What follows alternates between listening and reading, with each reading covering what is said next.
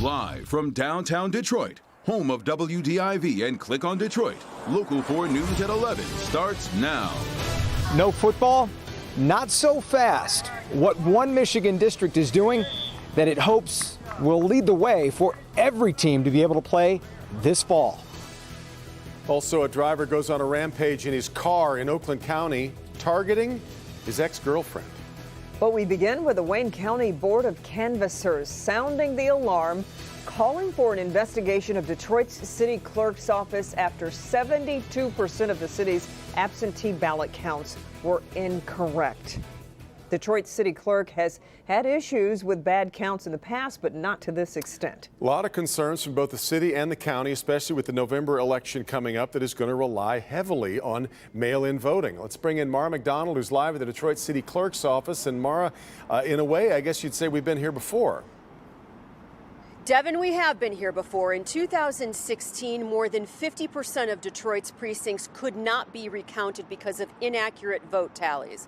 So, fast forward to this past August.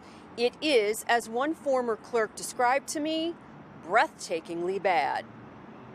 The number is staggering. 72% of Detroit's absentee voting precincts do not have counts that match.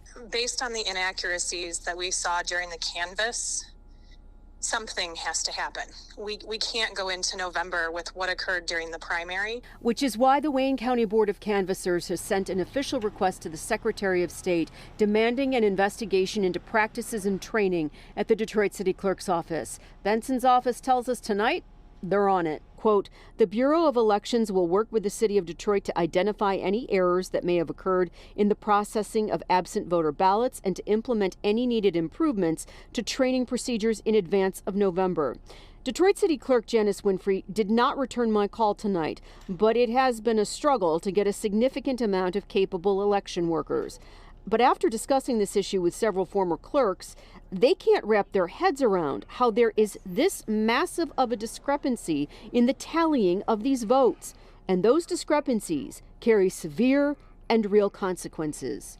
With so many precincts being out of balance in the absentee counting board, anything that is out of balance unexplained is not recountable. And that's disenfranchising everyone who's voted in those precincts. Back here live, we've got this from Detroit Mayor Mike Duggan tonight. Quote, we are reaching out now to the Secretary of State and City Clerk to make sure that this gets fixed immediately. We cannot have a recurrence of these problems in November. Devin, Kimberly, back to you. It's interesting, Mara, if we look at the numbers all together, both absentee and election day voter totals, you put them together, it's a slightly different picture, but still troubling. Well, it's a better picture. It's not a great picture. Yeah. So like you said, if you put those numbers together from the August 4th primary, 46% of everything, absentees and election day voting, cannot be recounted because those tallies don't match, versus just the 72% for the absentees alone. Yeah. Back to you. All right, Mara. Well, a Pontiac man behind bars tonight accused of trying to run over two people with his SUV. The Oakland County Sheriff's Office says the man who'd just been released from jail went to get his car from his ex-girlfriend. Home surveillance video shows him confronting the woman's new boyfriend and then driving at them over the curb and onto the sidewalk. He drives over the man's motorcycle and through a wooden fence. Deputies later caught up with him at his home. As we close in on the start of the school year, the state says COVID-19 outbreaks have been reported in at least 14 schools across Michigan. Michigan Department of Health and Human Services says as of August 6th, so that goes back a bit, there have been outbreaks at K through 12 schools and universities, with at least 10 of those outbreaks in Southeast Michigan. The schools, though, are not being named. Now, today, the state reported 419 new cases of the virus, along with 19 additional deaths of Michiganders.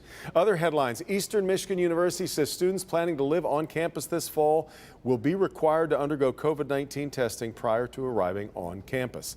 Michigan High School Athletics Association announcing football practices will be permitted to continue this fall, despite the fact that the season is being pushed to the spring of next next year. So players will be allowed to wear helmets, though no pads, and everyone at those practices will have to follow all safety protocols. Well, when it comes to high school football, online petitions and Facebook groups are getting tens of thousands of signatures in favor of playing this fall. Coaches and administrators are citing the unknowns of the spring, the virus, the field conditions, and competing sports as reasons to play now. Jason Colthorpe went to the Britton-Deerfield district about 25 miles south of Ann Arbor, where they are trying to sway the powers that be.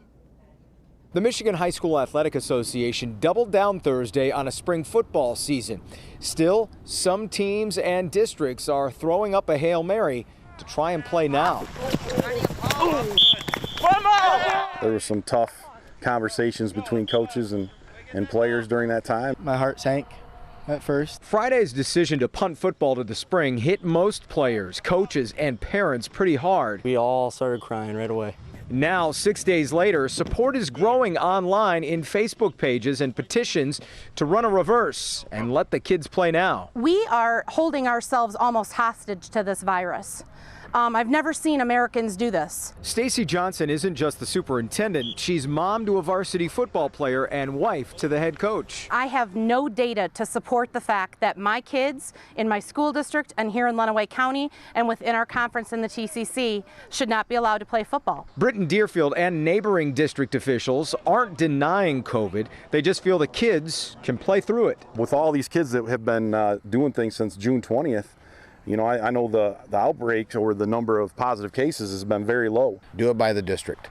Ohio just put something in place as well. You know, you don't feel comfortable, pull your kids, pull your program for this year. I'm not only here speaking with you today as the director of the MHSAA, but as someone who's a parent of a senior football player. Mark Ewell, who also has skin in the game, said the MHSAA surveyed schools before postponing the season. We've done everything possible to try and find that pathway forward for our football kids this fall.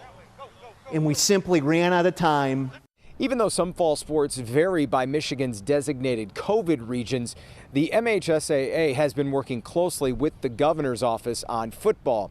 So it's unlikely she's going to overturn this call to play in the spring. I'm Jason Colthorpe, Local 4.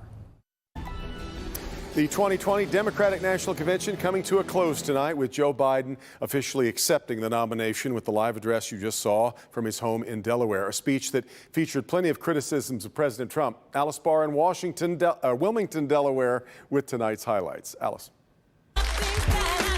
After nearly 50 years in public office and 3 presidential campaigns, tonight Joe Biden formally accepting the Democratic nomination for president, framing the election as a battle for the soul of the nation. All elections are important, but we know in our bones this one is more consequential. Biden standing alone for his address while supporters gathered outside to watch from the safety of a makeshift drive-in movie theater. Biden promising to fight the spread of the coronavirus, and he vowed to lead an economic recovery like the one he oversaw as Barack Obama's vice president. We will never get our economy back on track. We will never get our kids safely back in schools. We'll never have our lives back until we deal with this virus. The nominee using this night to focus on his own extensive record more than attacking President Trump's and drawing from his personal story of overcoming hardships. Former rivals from the campaign trail calling him a uniter. You have a human being who is empathetic, who is honest, who is decent. It was an honor to run against you, and it is even a greater honor to stand with you in support of Joe Biden and Kamala Harris. Joe Biden and Kamala Harris closing out a one-of-a-kind convention, but just beginning the battle for the White House. Alice Barr, Local 4. Well, a mostly virtual Republican National Convention will now kick off on Monday with President Trump set to deliver his convention speech from the South Lawn of the White House. That will be a week from tonight. We'll have live coverage, of course, every night of the convention, again beginning at 10 p.m.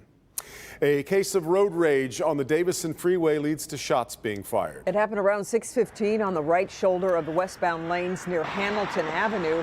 Fortunately, nobody was hurt. State police shut down westbound lanes of the Davison from I-75 to the Lodge for most of the night to search for evidence. Shooting remains under investigation. We've learned new information since we first told you last night about a settlement in the Flint water crisis. Today, the state announced a $600 million deal for the victims of lead-tainted water. That money will go into a fund, and then people who were impacted will be able to seek compensation. The deal comes after 18 months of negotiations. And I want to acknowledge that Flint residents have been beyond patient. We recognize that the settlement may not completely provide all that Flint needs. We hear and respect those voices and understand that healing Flint will take a long time. Nearly 80% of the money is going to go to children. Governor Whitmer says the state is still working with Flint, though, to replace the lead pipes and make improvements to drinking water. And keep in mind, the criminal investigation continues in the Attorney General's office. Still ahead, devastation on the West Coast. Yeah, what's being done tonight to stop more than a dozen wildfires burning out of control in California? Let's check in with Ben. Devin and Kim, if you gave the air conditioner a few days off, tell it it's got to get back to work because we have got the heat rolling in and parallel storms headed to the Gulf Coast. Could be dealing with 2 hurricanes at a time next week. More on that next. Right, Ben, but first, President Trump's former campaign advisor, Steve Bannon, released